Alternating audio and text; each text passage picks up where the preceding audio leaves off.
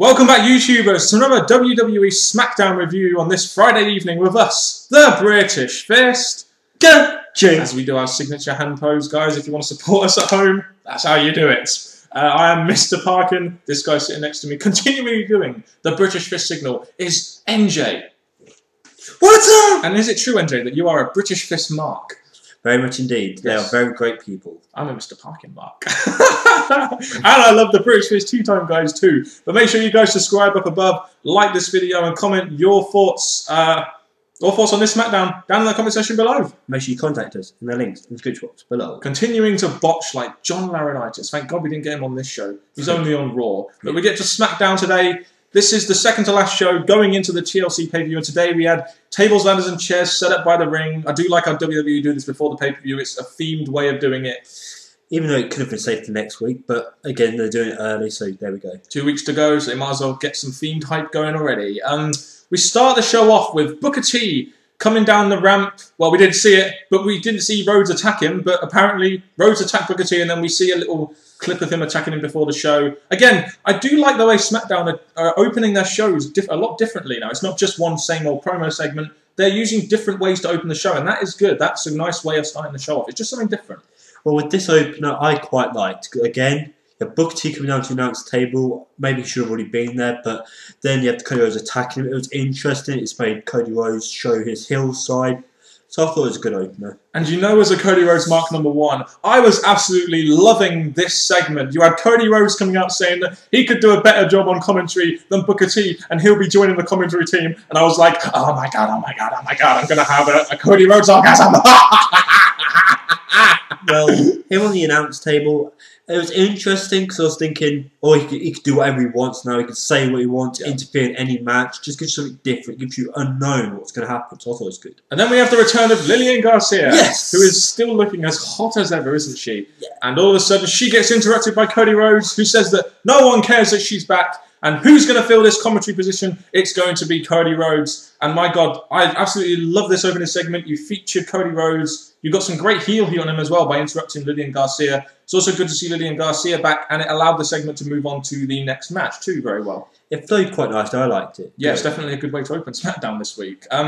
Next, we have Wade Barrett versus Ezekiel Jackson in what was the first of 2 Beat the Clock challenge matches. Basically, Wade Barrett and Ezekiel Jackson had a match, and later on in the night, Randy Orton and Dolph Ziggler were going to have a match. The person who posts the fastest time gets to pick the stipulation for their match of the pay-per-view. So the match is announced. We're going to get some kind of hype for it tonight in 2 matches. They're both going to get featured. I didn't have a problem with this Beat the Clock challenge. I actually like Beat the Clock challenge matches. Very good. I like it very much too. But with this match, it was interesting because obviously we've seen this match before, so we know these two have some kind of feud or some kind of thing against each other. And they showed this match, and the way it went, it was quite a long time, but obviously the way they performed, I thought it was nicely done. You had Wade Barrett do his Wasteland, and Black Hole Slam, and too. the Wasteland afterwards. It was a nice finish. Yeah, this match went 7 minutes and 53 seconds. Remember, we have to be exact because it is a Beat the Clock challenge. It was a decent match. I'll give it that. It was a good way to open the show. So the time to beat Randy Orton was 7 minutes and 53 seconds. And after the match, we got some Wade Barrett mic time. He talks about wanting to move up the card, and one man is in his way, and that is Randy Orton. And there are Barrett's voices are in Randy Orton's head. I thought the fact they gave Wade Barrett some mic time really did help this segment a lot, hype their feud. It's probably the best built feud going into TLC at the moment, isn't it? Apart from maybe Henry Big Show. Well, with this, I do like the fact that Wade Barrett was on mic. We all love him on mic. Yeah. He got his point across. He had his say about their match and what's happening. And I thought it was good because with Wade Barrett adding his part into the match, I liked it. It was neat. And again, it added to the opening segment. It was a good way of starting the show. I really did enjoy it. I like the way SmackDown are starting their shows lately now. So far, so good. We were also, on this edition of SmackDown, supposed to have AJ and Caitlyn versus the Divas of Doom. Again. But this got taken out, and the British Fist Tea Time guys were incredibly disappointed with this. We were supposed to have a Caitlyn heel turn in this match, but they took it out. Thoughts? Okay, again, yes, the Divas are not doing that great for quite a while, but still, it was a match booked for SmackDown. And a heel turn. And, yeah, heel turn. It was going to give probably the Divas of Doom some win, but to be honest, not having it was disappointing. But again, we don't know if it was going to be a good match or bad match. Same old match, really. But I guess I don't have too many complaints them taking this out. Maybe they're not going down the Caitlyn heel turn angle, I guess, now. I don't know why, but there we go. The next segment we got on SmackDown was Josh Matthews interviewing Daniel Bryan. And do you know what I was thinking during this segment? I was thinking to myself, why did we not get any of these promos 3 or 4 months ago when he won the Money in the Bank? This would have been so much better if they'd done a couple of these, you know, before, rather than just doing them all the last minute like they are now. It is kind of delayed, a bit late. Cause obviously, it's not. There's quite a few months to WrestleMania, so anything could happen. But still, if he's Money in the Bank, he's been Money in the Bank for a while now, so he needs as much as he can, most camera time, mic time, and everything. But they used a bit late.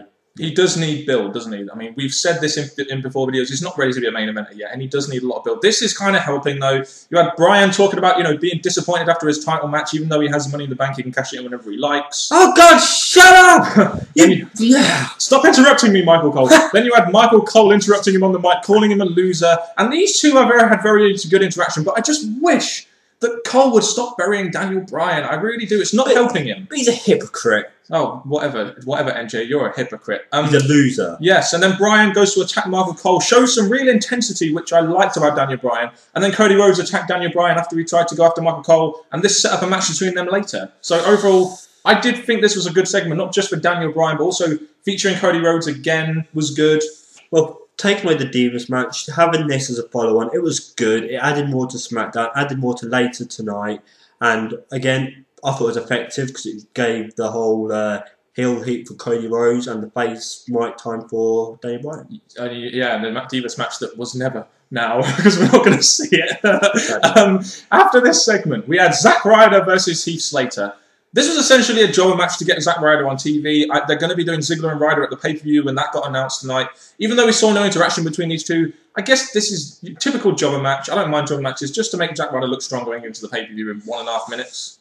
Yeah, that's what it really was. Yeah, and then after that we had Ted DiBiase versus Jinder Mahal. This is something we've been sort of seeing developing over these last couple of weeks. It's basically a kind of mini feud, in my opinion, that WWE are trying to use to get DiBiase over as a babyface. And it looks like this might have been the culmination of it, even though there was a roll-up finish, which kind of suggested to me might continue. Not at the pay-per-view, I imagine, but But the thing is, these two have faced each other before. They keep having Ted DiBiase get the win. So to be honest, they keep adding up these matches, and it's just leading nowhere. Not much of a bit of feud. I just think it's pointless. It should be finished now. At least DiBiase is getting on TV and is getting over as a babyface, though. That's one positive I'll take out of this. They should put him in a program with someone proper, though, shouldn't they? A bit higher than Jinder, yes. In our main event this evening, we had what was called the Titanic confrontation between Big Show and Mark Henry. We had Big Show coming out and saying that, talking about doing the impossible, beating Mark Henry. He talks about beating Brock Lesnar at Survivor Series 2002, a DVD which we have and we would highly recommend. And he's talking about it's going to be the right time to become champion again. And we're getting a steel chair stipulation, I feel, in this match as well. And it kind of makes sense with the whole steel chair attack. It does make sense, this chair stipulation. And the match is going to get nasty. And out of all the matches they could have possibly had, the whole TLC and all them, the chair match just makes a lot of sense because of what Mark Henry's done in the past. So I was really predicting this match just because it makes sense. And the way that Big Show spoke about it, it was just nice build. Yeah, and then we had Mark Henry coming out, talking about being hurt, not 100%.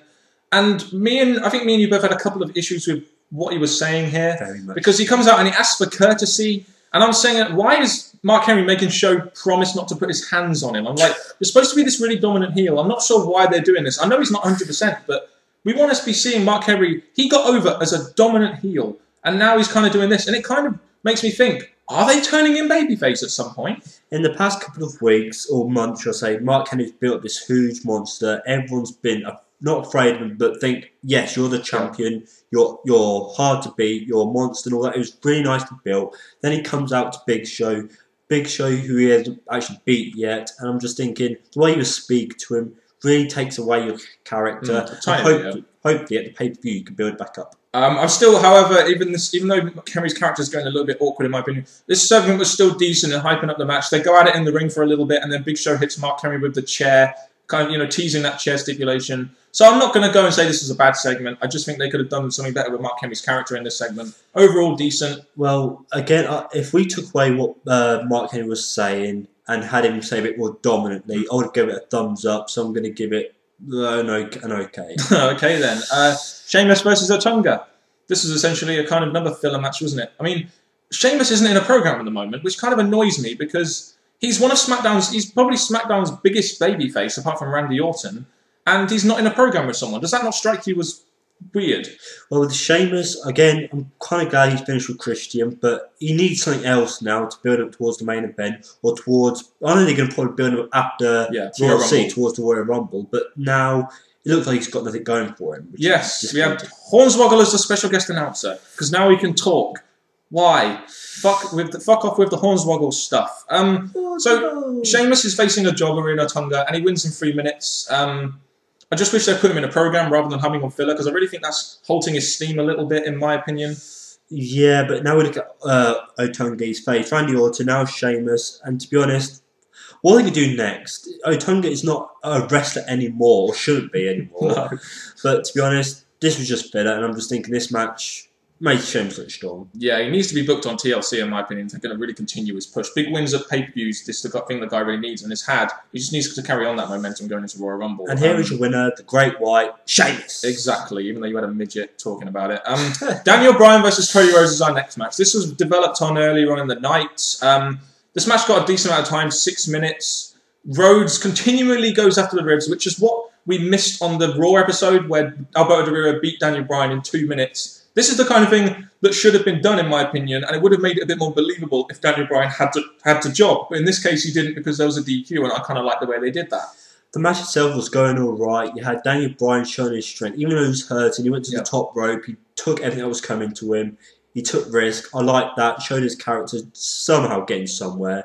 And Cody Rhodes being the guy, the Intercontinental Champion, showing that he's a good wrestler. I thought this match was pretty nice done for both of them. And the way they worked on the ribs, I did enjoy. I thought that was how they should have done it. But Booker T interferes and causes a DQ. He goes at it with Cody Rhodes. They did it in a way that they could make Booker T look like a credible contender for the IC Championship, but also not making Cody Rhodes look too weak. So I did enjoy how they did this, and no one had to job. Storyline progression, we even had this kind of nostalgia pop for Booker T coming to wrestle. There wouldn't have been the nostalgia if his music didn't hit. So having interruption from music, whatever. He does come down and they go at it. DQ, Daniel Bryan lost. He technically lost, but not cleanly. So no, that's not too much of a big deal. And they managed to feature Daniel Bryan twice tonight, so at least they got him on TV 2 times, which is more than we can say for most Smackdowns. Mic time and a match, so it was pretty good for Daniel Bryan. Exactly, yes. And then we get a backstage segment after this match where Rhodes is demanding a match with Booker T in Teddy Long's office, and we find out that we're going to get this as an IC Championship match at TLC. So that kind of makes sense, doesn't it? And they've hyped this up quite well now, especially Rhodes' character. Well, this goes back to what I've been saying. The only thing I'm disappointing about it is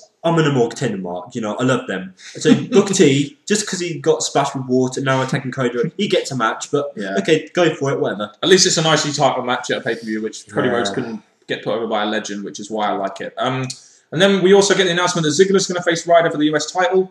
It's good that they're announcing matches, because one of the big issues I had with the last couple of weeks was the fact they didn't announce enough matches. But this week they've announced 5 or 6. So they've got a lot of matches announced this week, which is one thing I did like about both shows this week. Yeah, Raw built up the match with Ziggler and Ryder. Triple H as well. Yeah. So it all built up to these shows. I like it. It was nice done. Main event of the evening: Randy Orton versus Dolph Ziggler. And before we go into this, your thoughts on this whole Randy Orton Wade Barrett thing being the main event rather than maybe the World Championship thing? Well, there's 2 thoughts. Number 1, your biggest thing on SmackDown is your World Heavyweight Championship. So maybe they should have worked on the Mark Henry and Big Show thing a bit more. But the other thing is, they have been building up this Big Barrett Challenge. Yeah. So having this as the main event, it's built up to this last match. So I think they've done it well with this week. Yeah, I kind of agree with you there. I think this definitely should have been the main. I think the promo segment I think the promo segment should have been at the hour main event like it was, and this, again, I didn't mind being in the main event. You got Orton, who is one of their biggest baby faces on the show, even though he's not champion, he's still probably going to get featured in the old main event.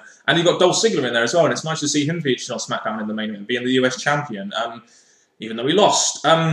We basically, in this match, it was beat the clock challenge, and Orton, it's a decent match. Ziggler didn't look too bad in it, and basically we had Barrett interfering in the match, knocking down Orton, and then we think to ourselves, oh, Orton's not going to win this. And all of a sudden, the one time I actually thought hitting the RKO out of nowhere was effective with 2 seconds remaining.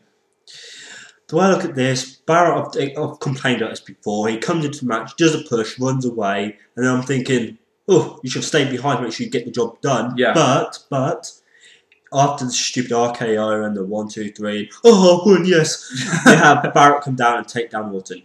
I did feel with it being a beat the clock challenge that he'd probably continue the attack or maybe even cause a DQ or so, just something to keep the time going so he could pick the stipulation. But, you know, I wasn't too bothered about this because he did come in and, after the match and attack him, which I did like.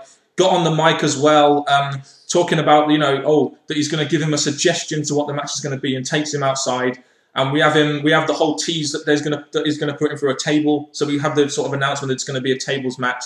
I did like the way they did this post-match until Orton had to put Ziggler through a freaking table. Why did they need to do that? Well, two things. The first thing I want to say is that it's obviously it's going to be a table match if you just narrow down the match that's already happened, so it's pretty much predictable, even though you had the three choices, the ladder, chair and table, but it was obvious. The Ziggler thing, well, to be honest, Ziggler's had so much bad things happen to him in the past. He's booked as a bad US champ. He keeps getting pinned in matches. So put through the table was horrible, especially before the pay-per-view. Yeah, and I do feel this match should have gone on a bit longer. Maybe make Ziggler have a 12-minute match with him to make himself look a little bit more competitive. But I guess with the whole time clock challenge thing, they couldn't do that. So, you know, I don't know. I'm quite content with this main event. I thought it was a good main event segment and hype to what it needed to hype.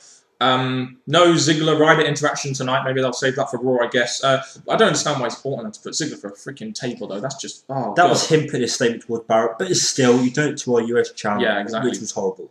Put Vicky for a table. I'm just saying. Right. So your overall thoughts on SmackDown this week, then? Not a bad show. It highlighted the right wrestlers going to the pay-per-view. And even though there were some jobber matches which kind of waste time, but they were needed because obviously you just keep them on TV, don't you? Yeah, so to be honest, it was an okay SmackDown for me. I mean, the way they opened the show this today was very good. We had Cody Rhodes. I mean, I'm a Cody Rhodes mark #1, so if there's more they feature Cody Rhodes, the better for me. The promo segment in the main event was okay. That kind of does its job towards Henry and Big Show, but that's already been hyped up well, in my opinion.